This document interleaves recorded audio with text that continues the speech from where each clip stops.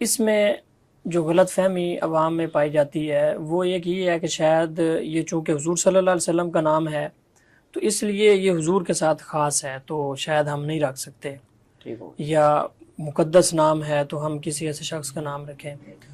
تو ایسا نہیں ہے، بلکہ اس کی ترغیب دی گئی ہے، یہ نام رکھنا چاہیے۔ کئی صحابہ ہیں جن کا نام محمد تھا، اور کئی لوگوں کا نام، بچوں کا نام حضور صلی اللہ علیہ وسلم نے خود رکھا ہے۔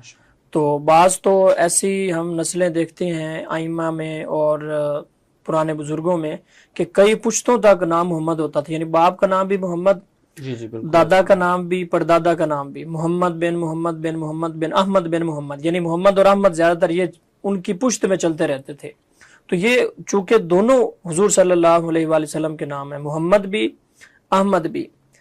تو حضور صلی اللہ علیہ وآلہ وسلم نے خود کئی بچوں کا نام محمد رکھا ہے۔